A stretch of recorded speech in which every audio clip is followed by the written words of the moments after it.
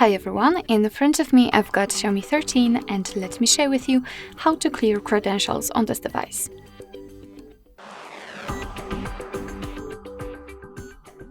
So first of all we have to enter the settings and then let's scroll down until we will find the passwords and security. Now let's tap on the privacy option here and then let's scroll down to find more security settings. As you can see, at the very top we've got encryption and credentials, and almost at the very bottom we've got clear credentials option, so let's tap on it and simply confirm it with OK.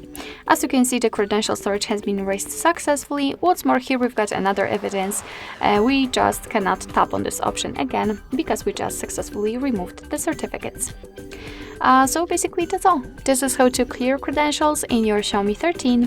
Thank you so much for watching. I hope that this video was helpful, and if it was, please hit the subscribe button and leave the thumbs up.